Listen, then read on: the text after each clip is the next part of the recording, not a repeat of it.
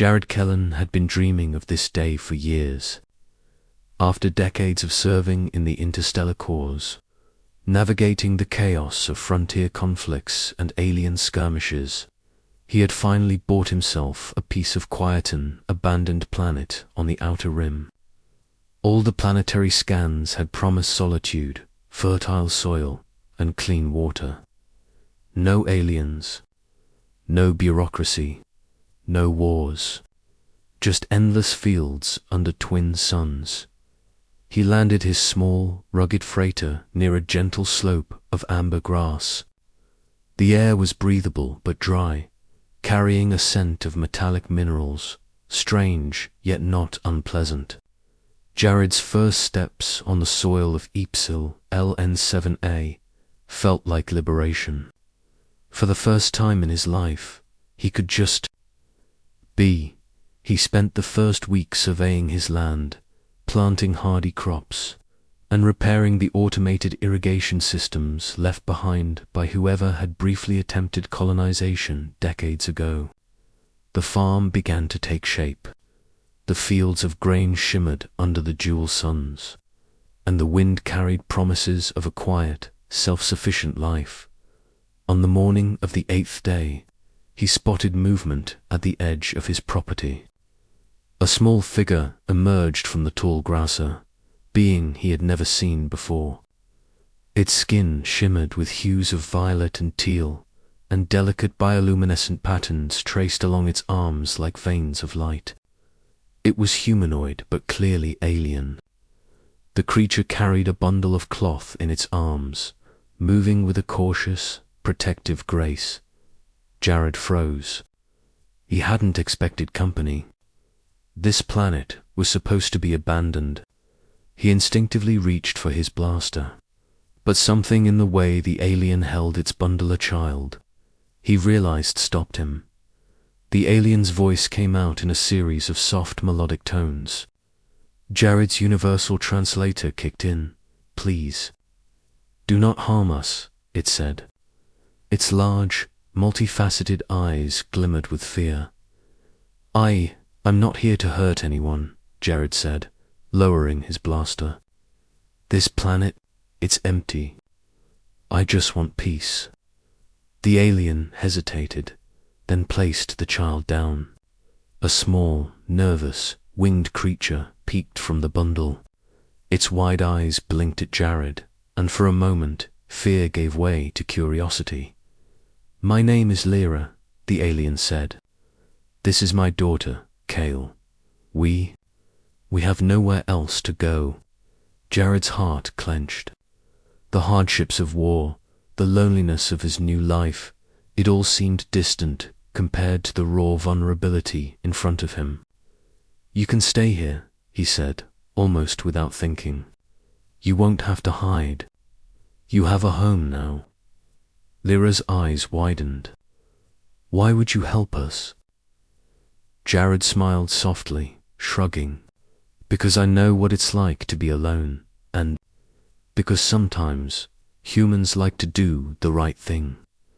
Days turned into weeks, and what had begun as a cautious truce slowly transformed into a fragile community.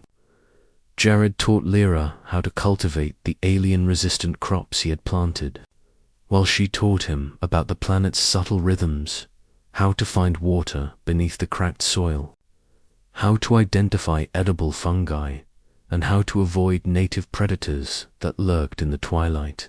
Kale, a small bundle of restless energy, adored Jared. She followed him across the fields, attempting to mimic his every movement, laughing in that musical alien way whenever she tripped or fell. Jared found himself waking earlier than ever, just to see her face light up under the twin suns. One evening, as the three of them sat by a small fire, Jared asked Lyra about the scars she bore thin, pale marks that ran across her forearms. "They were from the raiders," she said quietly. "Before EPSILON7A, we had a home on the industrial moon, Virel 9. They destroyed it. My mate, My family, gone. I fled with Kale.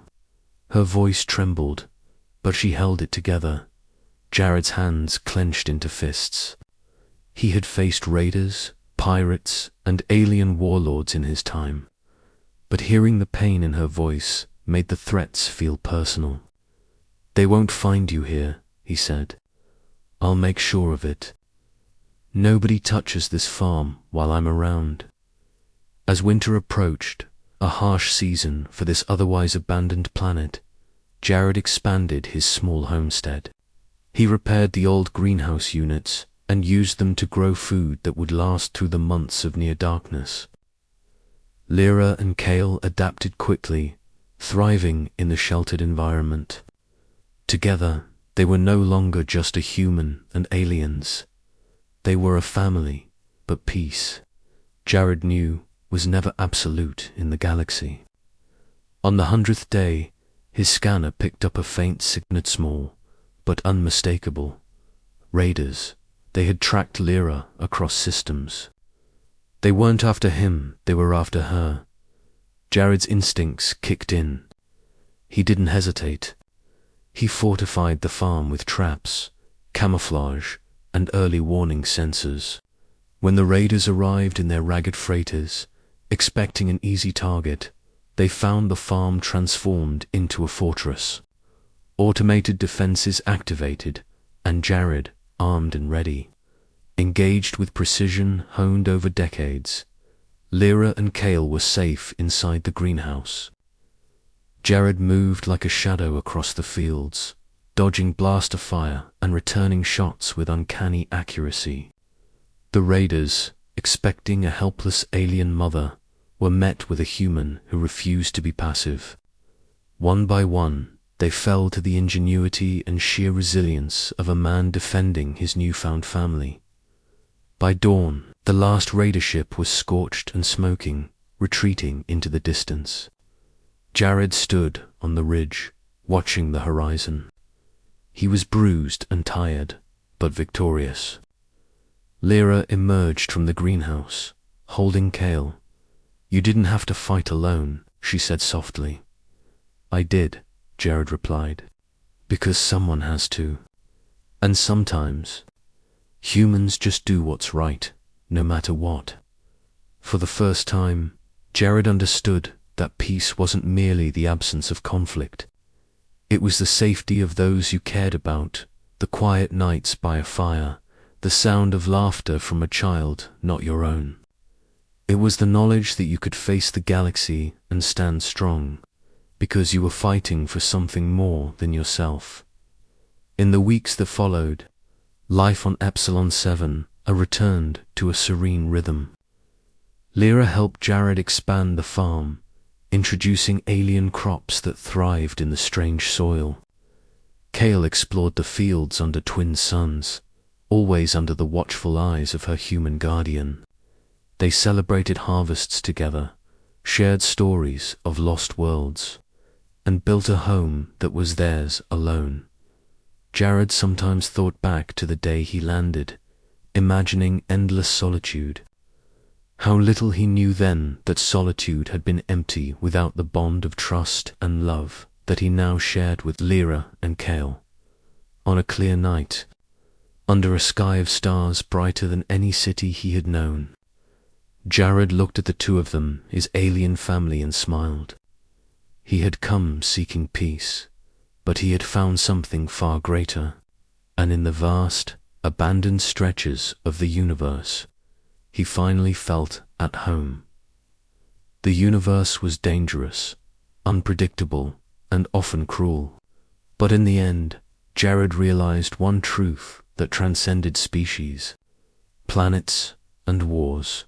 Humanity, with its courage, compassion, and relentless drive to protect what is loved, could carve hope anywhere on an abandoned world, and on EP's ILON 7A, that hope had found a home *.